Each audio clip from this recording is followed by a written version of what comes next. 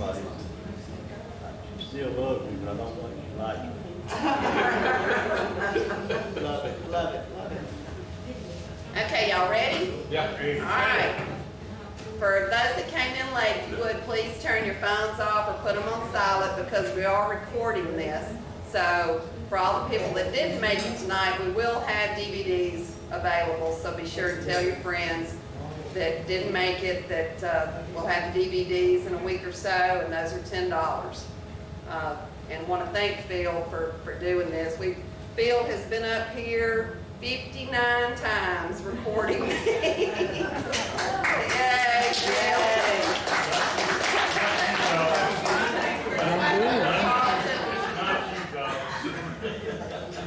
Behind the camera, I've been 59 times behind the bar. That's right.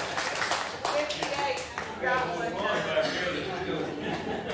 Yeah, you missed one. I'm the one you missed. He forgot.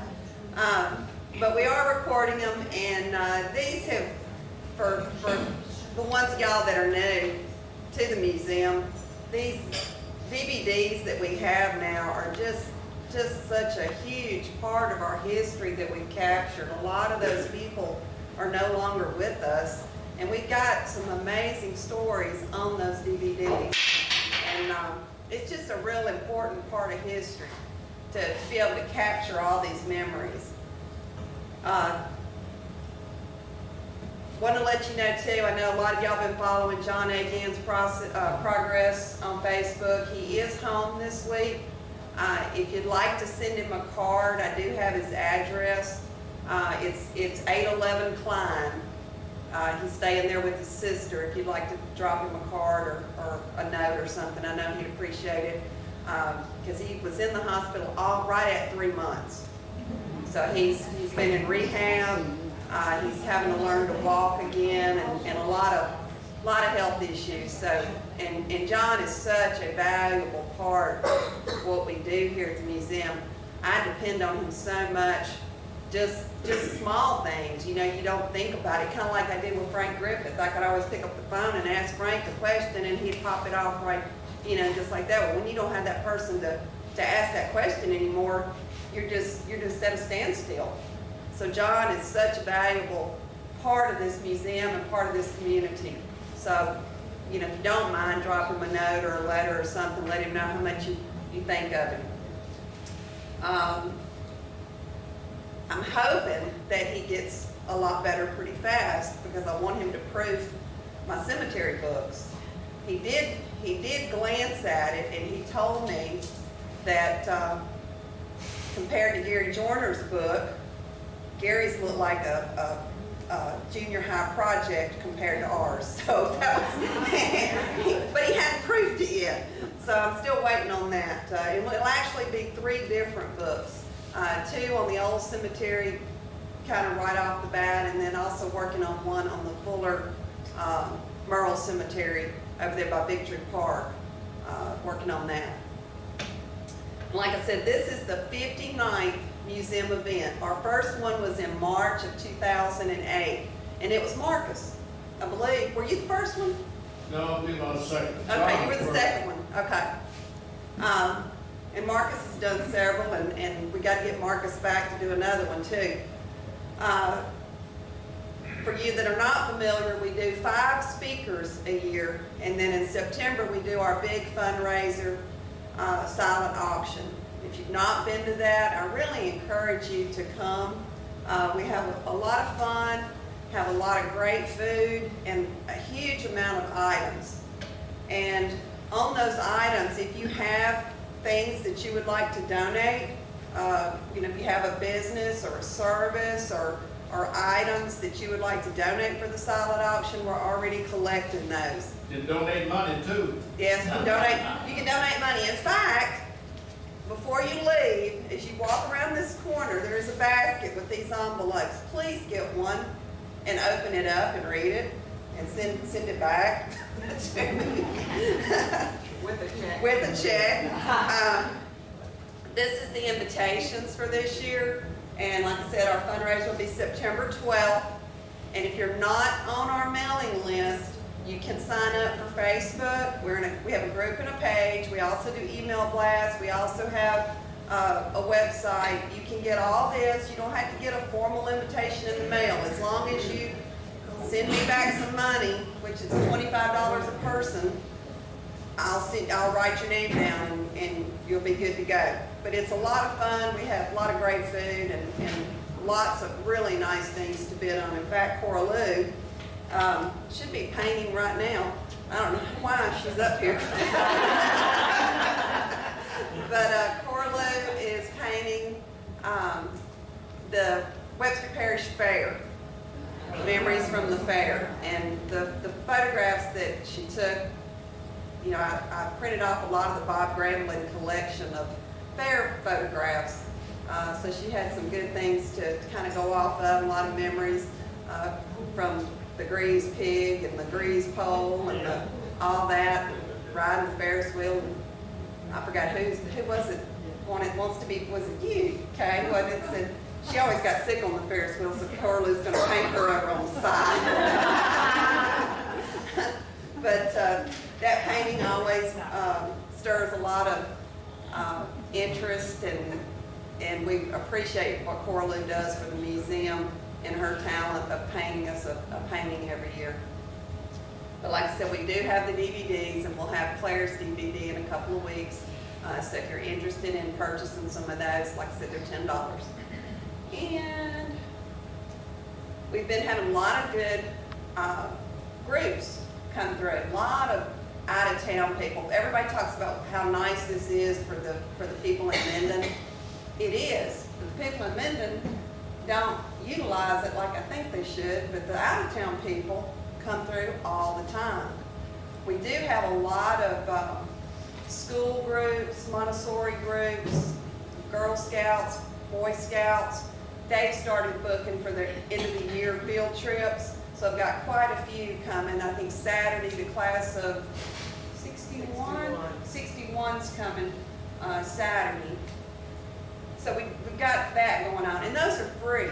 Those are free tours for those kids. And the kids get a little nice activity book that tells them history. And they really enjoy that. So if you're a member of any kind of group, we have Red Hat ladies come. We have Sunday school classes. We have all kinds of different groups that come and plan trips to the museum. And in October, after our gala, Timmy McKitchen is going to do a repeat of his. That was the worst storm and rain the night he was here. He had a lot of McKitchens here, but even the McKitchens kind of got drowned out, and a lot of them weren't able to make it. So we hope that all of you will come back in October to hear Timmy, because he did so much research. He did a lot of work on his family history, and it was a very good presentation. So if you missed it last month, he's a repeat or an encore of Timmy in October. So you'll be getting that. And Cora Lou said she had a... Oh, well, first, you certainly don't want to miss that. If you miss that, don't you? Well, if you didn't miss it, you have to come back. I'm coming back. It's wonderful. And you don't want to see it. Yeah. But what I wanted to say is, when you mentioned my paintings, the older you get, the more important your memories are to you. And that is why this museum is so important. It's filled with memories of your life in Minden. And that's why I paint. That's what I paint, is my memories of my life here. It's been a wonderful, wonderful life, and I wouldn't take anything for it, and that's why I do that. And that's why this museum is so important to me, and it should be important to everybody in Minden. So make everybody come. That's right. And I think Dr. Feelgood and Steve Fonby here are working on a production of West Side Story for next year of the West Side Boys.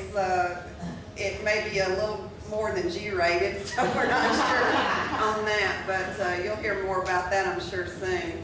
I know to talk to Herman Drew and have him refute all those from the east side.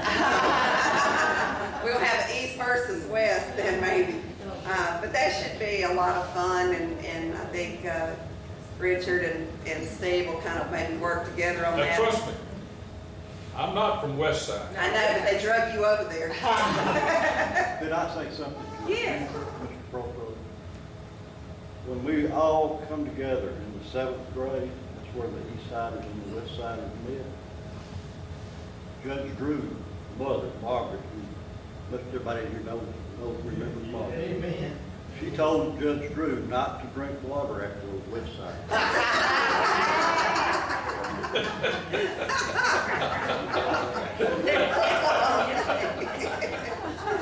And y'all all survived.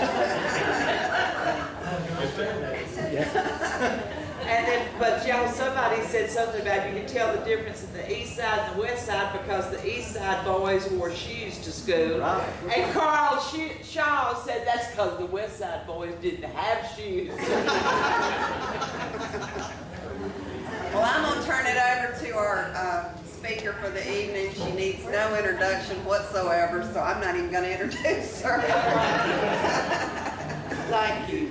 And for my family who didn't get here tonight, I'm going to say before I began to Nancy Reeves and Barbara Cross, if I tell stories that embarrass you, I'm sorry. And if the stories are not the way you remember them, I'm sorry, they're the way I remember them. To my children, Margaret, Jay, and Mitch, I've been embarrassing them all their lives, so this is nothing new. And to my grandchildren, Matthew, Elizabeth, and Vivian, their parents already refer to me as that crazy old shug. So this would be nothing different.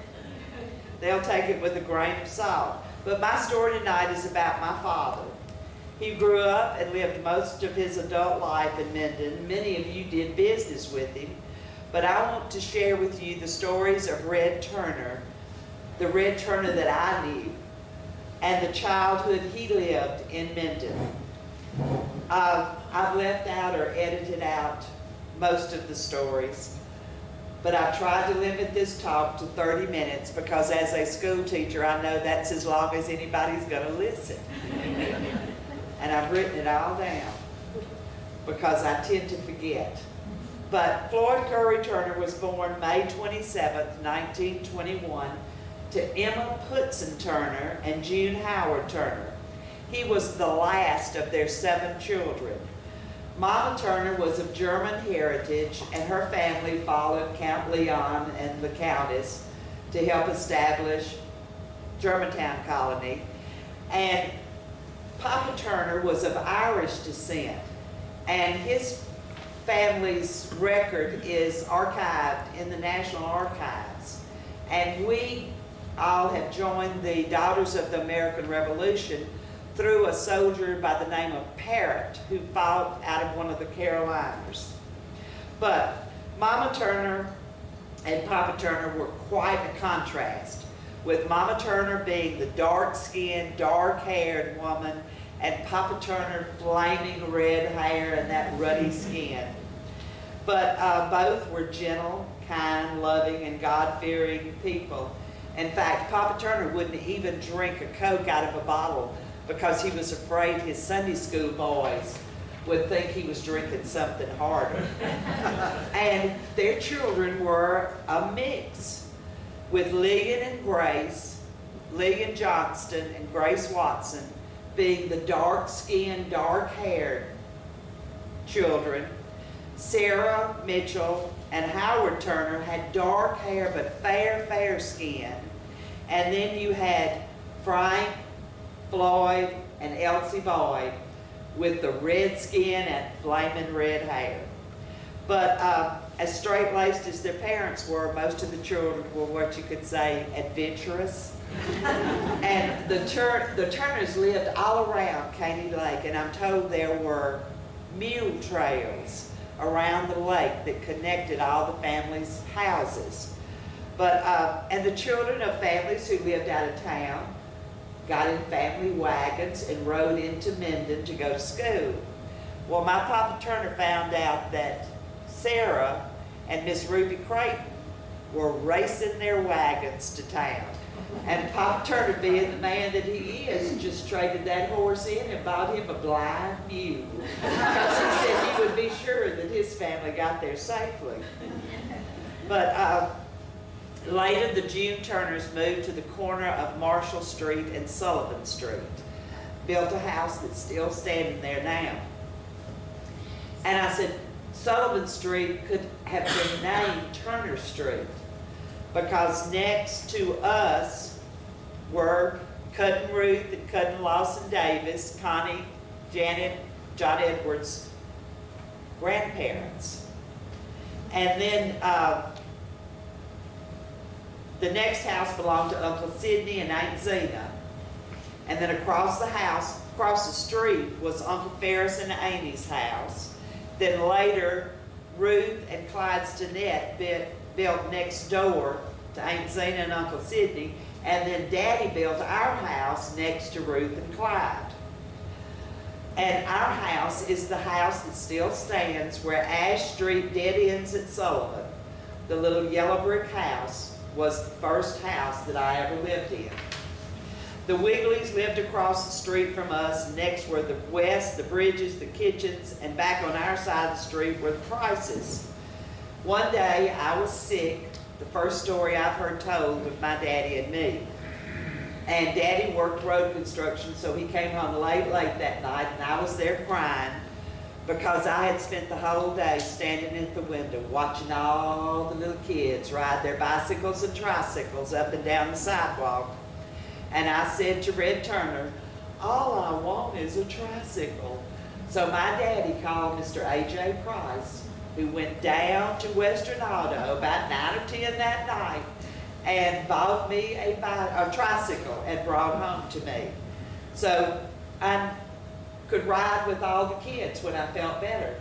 And I said, imagine my first play days with Sam Wigley and Tommy Bridges, Paul Kitchens, and John Collins. Well, I said, that's a whole other story about the Sullivan Street gang. And although Floyd was only one of the 3 red-haired boys, or children, he was the only one that was nicknamed Red. And I think it had something to do with his personality. I'm told that Mama Turner kept the shrubs around First Baptist pruned by every Sunday having to go out and get a switch for Floyd.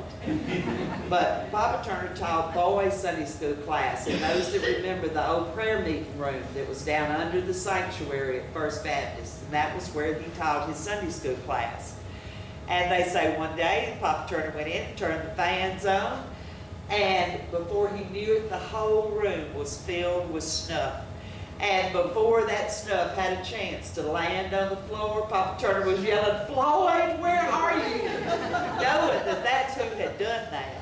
And I said, I imagine that day the bushes got pruned twice.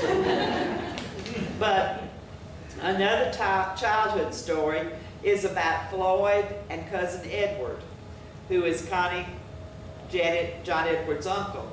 And Edward, I think, must have been older, and they say he kind of taunted Red through the fence. And one day, Red Turner enticed him some way to reach through that fence. And as soon as he reached just a little bit through the fence, Red Turner grabbed his arm, pulled it through, and bit on his fingers and wouldn't let go. And said there was such a ruckus that Cousin Ruth came out of her house, Mama Turner came out of hers. Ruth was pulling, trying to get Edward's hand loose, and Mama Turner was trying to pry Daddy's jaws open so they could separate them. But Floyd wasn't a mean kid, but you push him only so far, and he fights back, and he fought back hard.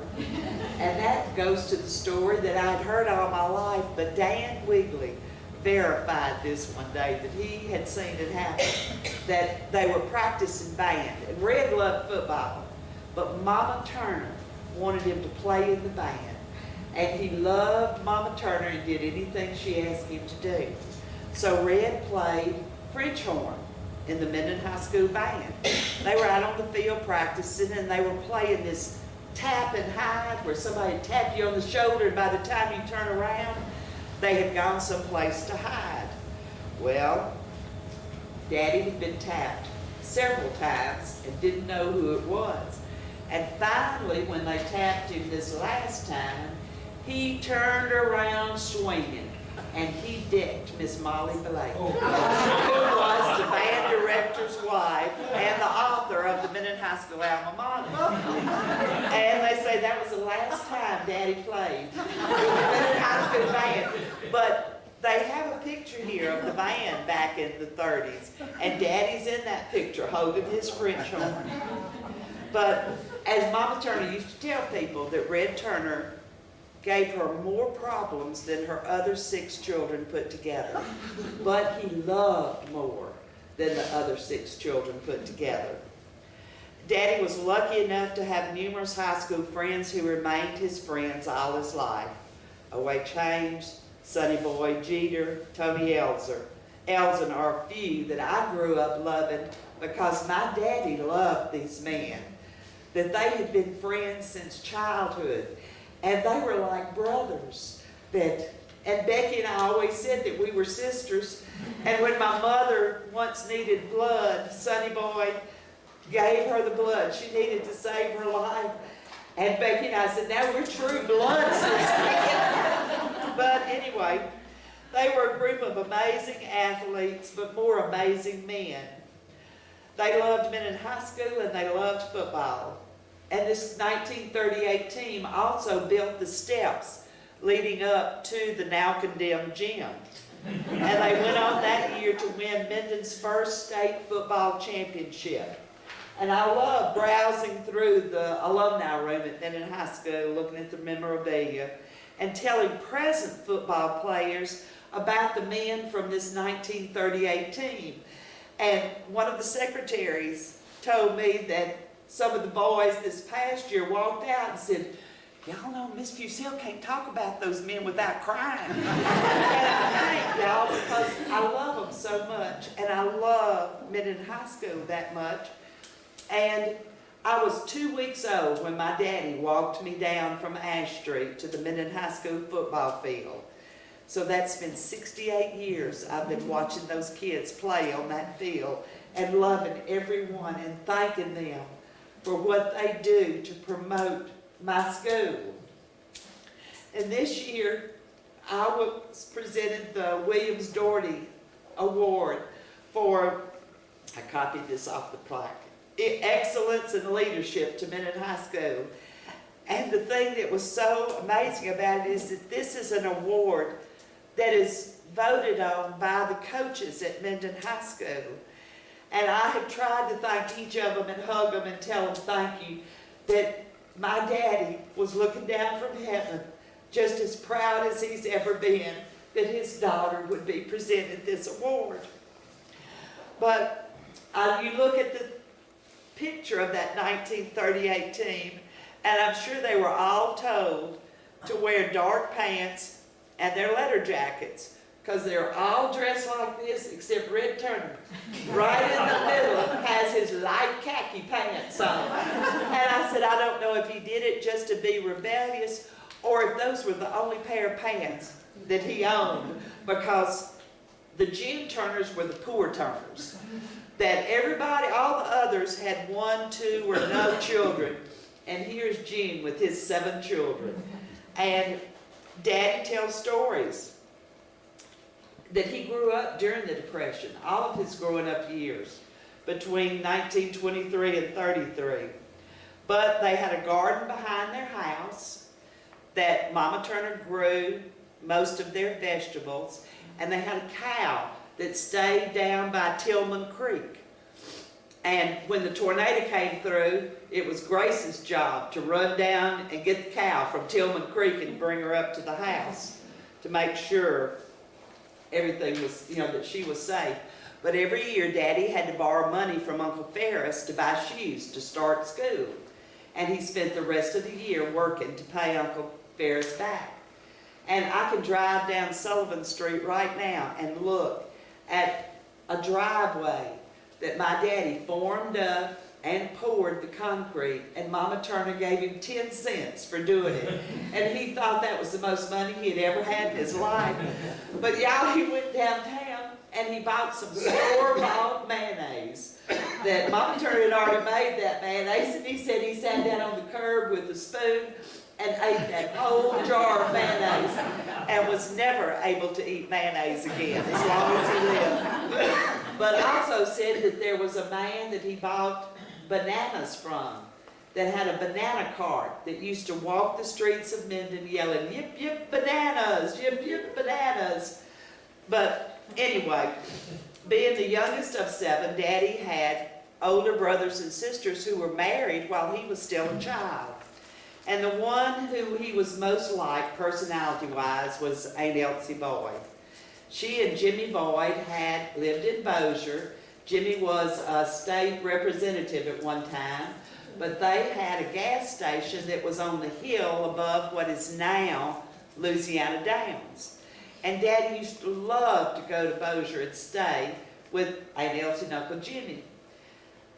They didn't have a concrete drive where that gas station was. It was gravel. And Red Turner almost got killed one day. Not because of what he did, because his sister was so mad at him. He kept thinking, oh, little bitty drops of that gasoline keep falling in that gravel. I wonder what would happen if somebody lit a match and dropped it in the ground. Well, Red Turner did it. And Aunt Elsie said they were just lucky that the pumps didn't catch fire nor the gas station. But as he got older, he worked at that gas station. And it had grown some, and next to it was a cafe. One day, Daddy was working at the gas station, and a robber came in and robbed the gas station. Made Daddy strip naked, thinking, if this man's naked, he's not going to go for help. Well, they did not know Red Turner. Daddy said he waited until he was sure that man was just far enough out of range that he couldn't shoot him, and naked as a jaybird, he went running to the cafe yelling for them to please call the police. He had been robbed. But anyway, that was Red Turner. Let's see. Back to the football team. They were so good, they were all given football scholarships to Normal, which is now Northwestern University, Northwestern State. Daddy stayed on to play football at Minden High School one more season, but in 40 went down to play at Northwestern or Normal and go to school there. And Tommy Carey, I love Tommy, found an old Normal program that has Daddy's picture in it with the freshman football team. So Tommy bought it and gave it to me one day, and I am so proud of that. But anyway, he stayed on at Northwestern until a history teacher told them, well, now that the United States has entered this war, it ought to be over in just a couple of months. That's all Red Turner needed to hear. He quit school and joined the Marines. And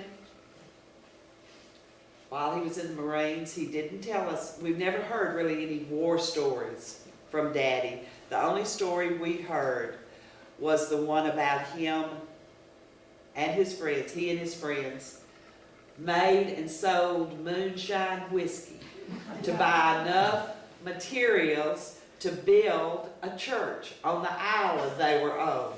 So I said, you know, Dr. Ronald Prince labeled my daddy a salty saint. And he really was. And here's one more example of what he was like.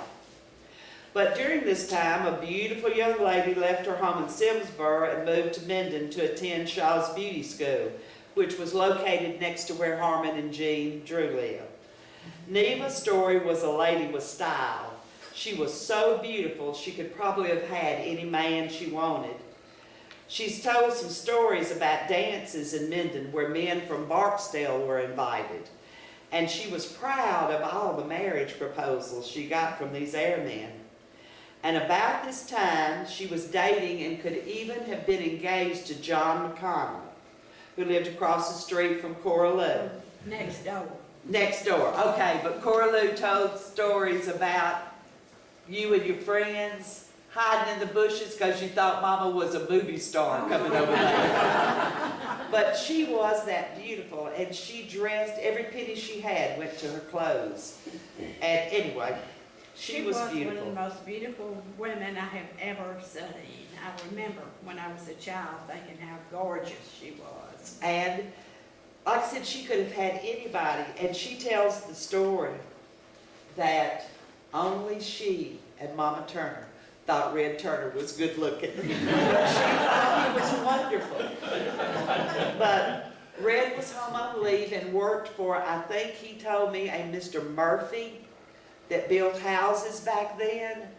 And he was working on those apartments that are sitting catty-cornered behind the Methodist church. The two-story thing. And this beautiful woman walked by going to Eloise Gerald's to work. And he said, I whistled and she ignored, and I whistled and she ignored. Just kept walking with that nose up in the air.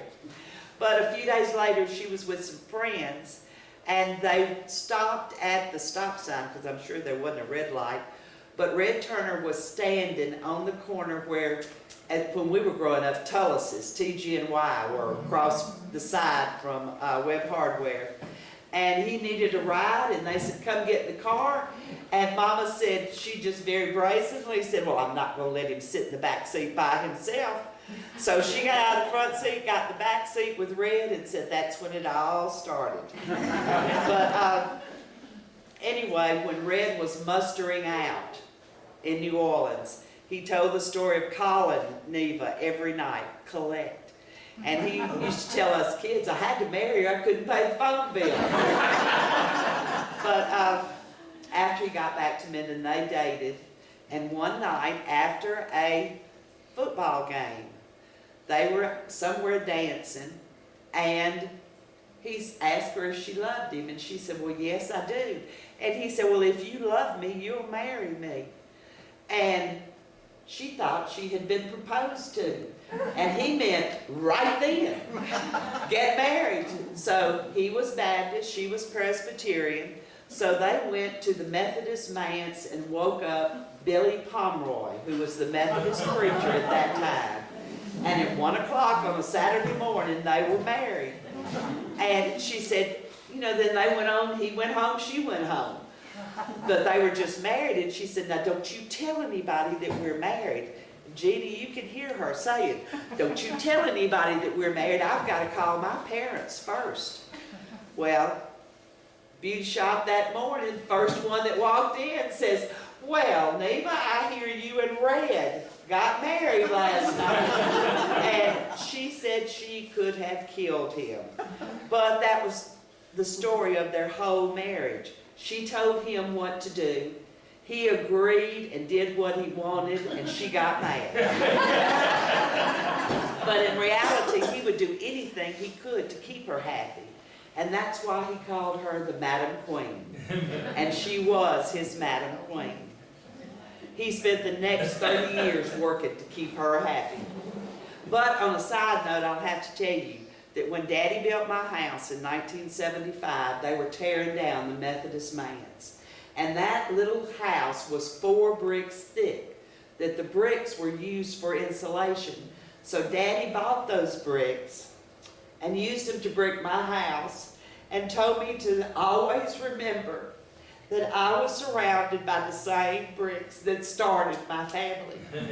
So he was a salty saint, but a sentimental salty saint.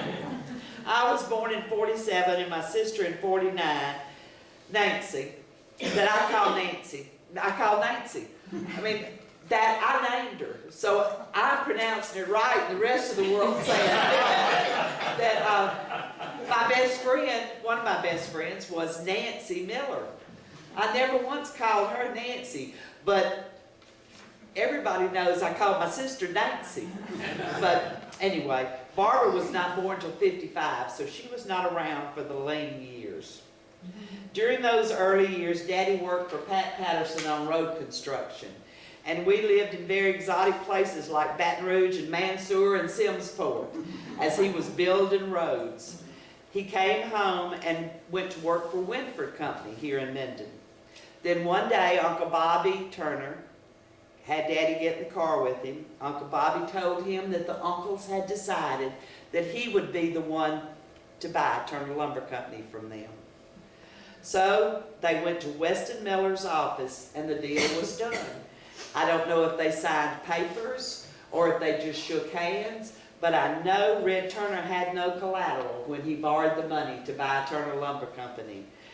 And I know that because Red Turner had no money. But Red believed in a handshake as the method of doing business. And just a few weeks ago, Graydon Kitchens asked me if I'd ever heard the story about how his and Roberta's house was built. And I hadn't, and he said, Red told me he wanted to build a house. He told me, I've seen your plans and I'll build it for this amount. And Graydon said, well, okay, you got some papers for me to sign? Daddy said no and held out his hand. And they shook hands because Daddy said, if your handshake isn't good enough, there isn't a piece of paper in the world that will make it any better. So he built the house with the handshake, knowing, of course, that Graydon was going to pay for it. But he did this side of business with a lot of people. And I found out more and more as I've gotten older and heard these stories. But Red began building houses with one helper, a black man named R.L. Edwards. And we loved R.L. R.L. was part of our family. But Mama Turner gave Red the plot of land behind the house where the garden was and said, I want you to build y'all's first house there. And Daddy and R.L. built it from the ground up, just the two. And he later hired carpenters Marvin Britt, Mr. Fish, Mr. Gray, Mr. Prestige. He used the Whaley brothers, Joe and Elvin, as brick masons, and later Sandy and Billy Vaughn. And these men, along with Gus and Cotton and Boots and several others, became part of our Turner Lumber Company family. And Red gained a reputation as a man who could build a house on any lot. It didn't matter how it was shaped, where it was. He could put a house on it. And I'm proud of the houses that I look around and know that he built. It was not just built to code. His were built above code. And for years, Turner Lumber Company did business in the old building on Gleason Street, across from what's now the Minden Press Herald. But in 1964, he took a leap of faith and built the new building that's down from Rose Neat. He did business out of that building until his death in 1976. And I think my house was the last house that Daddy built. Daddy and I had been walking lots all over Minden. And I mean, Buddy Fussell and Neva Turner rode in the car as Red and I walked every lot in Minden, looking at the trees, looking at the lay of the land, you know, trying to find a place for me to build my house. One day we were where John and Margaret Collins were building their house, checking on the slab after work. And I looked down that hill and I saw what was to me the most beautiful lot I'd ever seen. In reality, y'all, it was horrible. It was a straight slope from here down, and then it leveled out till it went to a 10-foot cliff down to the road. But I could picture that lot and what it would look like. So I went home and called Daddy, and I said, Daddy, I found my lot. I said, it's the one just below John and Margaret Collins' house. And Daddy said, well, I was wondering how long it was going to take you to figure out that's where you needed to build your house. So anyway, with Daddy, James Madden, and a dozer operator named Connie, and I don't know his last name, they shaped a lot for me. That from my house, it just goes down to the road, and then on creek on either side, it sloped down to that. And even the house slope in the back, they sloped it with Willard Ray doing the finishing touches, so that with all this rain, that water washes to the first level and goes off on both sides. Then it goes to the second level and goes off on both sides. And then there's a third level before you come up to my house. So with all this, I never get any water in my house. But anyway, this was 1975, and Red had already been diagnosed with cancer. So he came to my house. He came a lot of afternoons by my little house over on Louisville and stopped to visit before he went home. But he said, now if you want a house, you have a plan on my desk Monday morning. So I rushed out and bought a package of graph paper and started drawing. And I thought, well, at least I'm ahead of Nancy. When Nancy had her house built, Daddy had just finished building Mike Jackson and Sandra's house on the corner of Todd Street and Drake Drive. He went over to Nancy's house and got a stick, or Nancy's land, and they said he put a cross in 4 corners, and he told the men, I want y'all to build a house just like you finished building, but make it fit within these corners. And they did. There were no plans, there were no specs, there were no anything. They just built the house. So at least we did have some graphs paper with mine, but I'm told by other people that a lot of times they would drive by and see Daddy just sitting on the front porch of my house while it was being built. And I wonder if he were dreaming of all the memories that my family would make in that house that he was building. But he didn't live to see me move into the house, which I will tell y'all, I moved in on April Fool's Day. When I signed those papers, and that was my whole paycheck going to the house note on that house, which was cheaper than the last car that I bought 2 years ago. You know that, anyway, that while that house was being built, though, there was one Red Turner memory made. My sister Nancy's kids, Becky and Jeff, were over there with Mitch. And one of these creeks that's down here by the road, Becky and Jeff and Mitch were in that creek, and they were throwing mud clots at the cars as they drove past. They didn't realize that they threw a mud clot at Red Turner's car. He put that car in park in the middle of the road, got out, and I can see him right now unbuckling that belt and pulling it out in one fell swoop, you know, just wham. And it said that Jeff and Becky turned and ran up to the house because Nancy and Mama and I were all up at the house. Said Mitch took one step toward him, put his hands on his hips, and just looked at him. Like, all right now, old man, what you gonna do about it? And Daddy said, right then, I knew you were gonna have trouble raising that child. He said, I think, his words were, I think if he met the devil himself, he'd spit in his face. But anyway, the only question Daddy had about my plans were the breezeway. And he said, you know, that's just a lot of wasted space, building a house with a breezeway.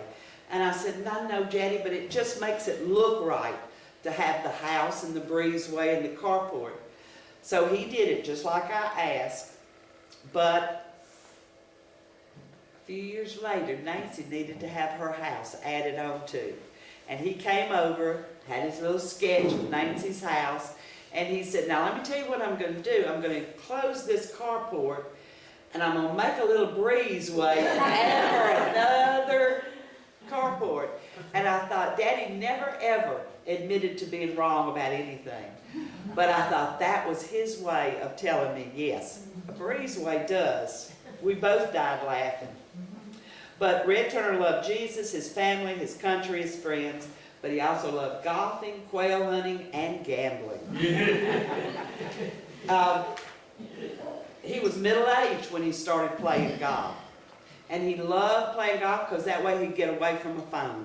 He loved bird hunting because he could get away from civilization. That his golf partners that I remember were Kenneth Graham, Phil Hendry, Johnny Kelly, Sonny Boy Jeter, Sid Pittman, and Tony Elson.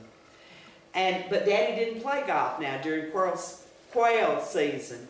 But he told me that when it was time to start playing golf, he would call little Harry McInnes. He said little Harry McInnes was the best golfer in Minden, and he'd schedule a game with him. And Daddy said, I could tell how well I fared playing against little Harry as to how much practice I needed before I called my regular golf partners. But because of Red's dedication to his work, we never really had family vacations. We went to golf tournaments. And we went to more exotic places like Winfield, Louisiana, and Magnolia, Arkansas. Winfield was always fun because there was a drive-in movie next door with a gate between the motel and the drive-in. So we could all, the kids, go over there. They even had benches and a speaker. We could sit there and watch the movie. But Becky Jeter and I got in trouble one time in Magnolia, Arkansas, and all we were doing was sitting out there by the pool talking. And we didn't realize it was the middle of the night when our daddies woke up, or I'm sure our mamas woke them up and said, Claire and Becky are not here. And I can remember Becky and me sitting there. I can picture that pool when I looked up and there were Red Turner and Sonny Boy Jeter walking, and they never had to say a word to us. They just looked at us, and Becky and I were scared to death, went running back to the room. And we said we couldn't do that sort of thing now, but it was safe back then. But those two men, I will say, they loved each other. But Red and OH were as close as brothers too. And OH had all boys, and Red had all girls. So anytime Fred Louise Shug made anything girly, she made it for us. And Daddy went hunting with the Haynes boys. Well, Daddy and Fred Haynes were so much alike, it was unreal. So they became fast buddies. And Red was a golfing buddy with Skinny Hall, who was on the board that handed out athletic scholarships at LSU. So Daddy was quick to tell Skinny about Fred, and Fred ended up getting a scholarship to LSU. I graduated the next year, and Red said, now Claire, you're going to LSU. And back then, we didn't ask, or at least I didn't ask. You know, we did what our parents told us to do. So I went to LSU.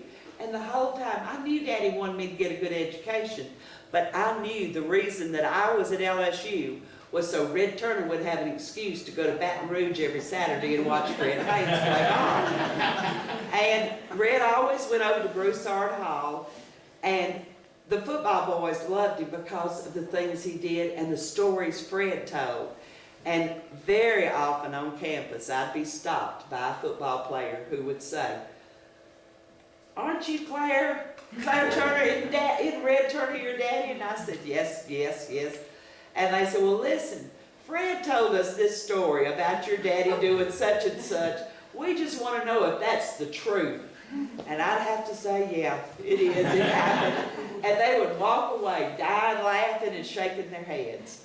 But one of the stories that I liked the best was when Daddy bought his Grand Prix.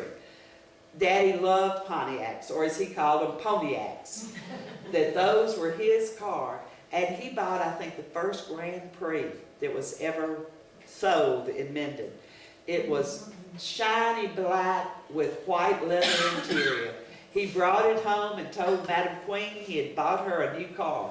Well, she looked at it and said, with 3 kids, I can't have a 2-door car. What are you thinking? He said, well, I guess I'll just have to keep it for myself. So, anyway, the first thing he did, though, was pack his bird dogs in the car and call Fred and say, let's go hunting. And Fred said they were driving down the road, probably doing 100 miles an hour. When Daddy said, that looks like a good field to hunt, said, veered that brand new Grand Prix right off the road and out through the field they went. So I imagine it was pretty well scratched up by the end of the day. That Mama and Fred Louise, though, tell the story about Daddy and Big OH on the way to Baton Rouge to these games, that they would literally, the two of them, eat a bottle of 100 Maalox, worried about what was going to happen at the game on the way down, and said then they would turn around and they would drive home on Sunday and eat another bottle of 100 Maalox, rehashing the game, every play that was made. But anyway, that was that story about the Grand Prix. And y'all will know that he loved quail hunting. And he loved his quail hunts in Uvalde, Texas, and their trips to the Yucatan Peninsula. And James Madden, Gary Daniels, and Tommy June Larry, and my daddy. And Lord, I would love to have been a fly on the wall during some of those trips. But by this time, the Haynes boys were grown and gone, and Daddy started hunting with the little Madden boys. And when he died, he made sure that we knew his last bird dog, Shaggy, go to the little Madden boys. But Red loved to gamble too. He would always go with, he said, a set amount that he was willing to lose. That he never thought about winning, just, I've set this aside to lose tonight and I'm just going to have fun. Well, Red and Eva went on a cruise one time, and Mama said it embarrassed her to death because the second night they asked Red not to please come back to the casino. And he never would tell us how much he won, but he said, paid for the trip, paid for all the extras, and got a little bit of pocket money left. But he had what he called his gambling pants. And when Red Turner died, and my mama wanted to buy a black suit to bury him, I spoke up and I said, no. My daddy never had a black suit in his life. I said, you get those gambling pants out and put on that man. I said, if he's going to spend eternity dressed in something, it better be those gambling pants. So they did. So we'll always know that he's happy. But there was also a story about him winning a car in a poker game. And we won't go into all of those details because there's still some people alive that remember that. But like I said, he enjoyed life. But the funniest story about cars was when he and Neva both needed a car at the same time. And they usually had it spaced out, that they would buy one, pay for it, then buy another, pay for it. But they both had to have new cars. So Daddy went to one bank and borrowed the money for one car, went to the other bank, there were only two in Minden at the time, borrowed the money for the other car, and then had them painted alike. So that he said the bank officers would see this red and white car driving through town and just thought, well, Red drove it some days and Neva drove it some days. And then our friend Gary Harrison tells the story about coming out of his parents' house on Claiborne one night as Red was coming home from a good day at the country club. And said he stopped and he said, aren't you that little Harrison boy that just got married? And Gary said, yes, I am. Said that Daddy got out and he had money stuffed in every pocket on his body. And Gary just opened his hands and Daddy started pulling it out, just filling his hands. And Gary said he and Patsy lived for a month on what Daddy gave them that night. But anyway, with the money and the gambling and stuff, I usually keep a $100 bill rolled up behind my driver's license, and that's my emergency money.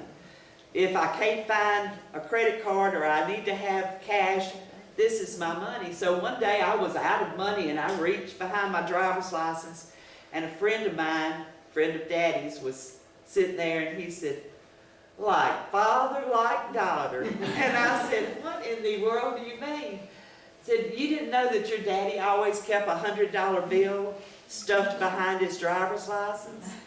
And I said, no, I've never heard that story. He said, yeah. When a policeman stopped him and said, could you show me your license? He said,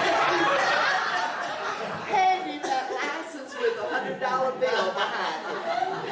And said, that's why your daddy never got tickets. And I said, well, y'all, I don't speed, and I had never heard that story before. But I included it on this one because I thought that sounds just like something Daddy would do. But Daddy also did some things that right now you could not do. With his laborers, he kept money out of their check every week and put it in what he called the bail fund, knowing that they were going to get drunk on the weekend and he was going to have to bail them out on Monday morning. So when they would call him, he would go in their bail fund and get the money taken to the jail and bail them out. So it was a win-win situation. But and he also built a house for our babysitter, Marie, and told her that as long as she had a child in college, she would never have to make a house payment. So every one of Marie's children went to college and graduated. And then Lida Madden told me the story about going outside one day to check on her boys, and they were gone. And said about the time she was deciding she was going to have to call the sheriff's department, Daddy drove up with all 3 of her boys in his car. That he had seen them out playing and told them to get in. He took them to Dairy Queen to buy them some ice cream. And Red loved kids, and he was good with kids, but he was hard on the boys who worked for him during the summer. That Coach Elton Kelly told them they didn't have to go to summer practice if they worked for Red Turner, because he worked them harder than they would get in football. And Fred Haynes, Dennis McClure, and Stan Green were his summer help during my teen years. And Stan told me that they called Red Turner the Heat. And I said, why in the world do you call it the Heat? He said, because if we were not sweating, he would think we were slacking. Said somebody would yell, here comes the heat. And said they would all work up a sweat before he could get there and get out of his car. And then Butch Williams didn't work for Daddy, but he worked for H.L. Watts. And Butch has said that the most nervous he ever got hauling gravel was when he had to haul to one of Daddy's sites and Red was standing there. That I think Butch almost had wrecks a couple of times. I was scared to death of him. I found out that he was really one of the nicest guy in the world. He just made you want to think he was me. Oh, he could. That's why I said I grew up scared to death of him, and I loved him more than anything in the world. But he was the type who would even go into grocery stores and walk up to women that he didn't know and grab their child, take them around the store and let them pick out candy. He'd buy the candy, then hand them back to their parents. But anyway, from 1921 to 1976, Floyd Curry Red Turner eked out every drop of happiness that could be eked out of any life. He married the love of his life, Neva Turner, later story, and he had 3 daughters, Neva Claire, Nancy Marie, and Barbara June. And his greatest pleasures in life were making his 4 girls happy, and he succeeded. And that's the end.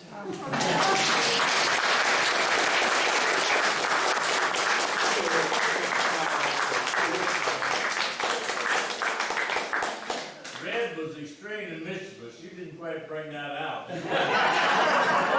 No, but he was about the most mischievous brother I ever knew. I think so. But Red built my house, and also Red tore the old courthouse down right at the end of the street right here, and built James Madden's house with the bricks that came out of that house. That's what he did, but I know a lot of stories on Red Turner. Oh, I imagine y'all know a lot more than I do. These are some highlights, some that stuck with me that I've been told. And some verified, some not verified. But evidently he was something else. When he built my house, he said, you know, you get a long way from one end to the other of your house. You need 2 hot water heaters. I'm going to put another hot water heater in there, so you have to wait so long on hot water. He did that, didn't charge nothing for it. Then he said, now round your rig, round the molding around this room, that's going to shrink and go crack in about a year. I'll come back and fix it. Sure enough, one morning, 2 painters were at my front door and came and going all over my house and stopped those and painted them over, and it didn't charge me nothing. That was Red Turner. That was Red. You was talking about holding the money back from his workers. Well, my wife's uncle was our gambler, and he could only work for Mr. Turner if Mr. Turner helped the money, because if he ever got the money, he was going to have himself a party. He'd give him a cabin, a brand new Stetson road hat. He was seeing everybody. Well, see, these are the stories that I love to hear. That they mean so much, because Red Turner did mean so much to me. But anyway.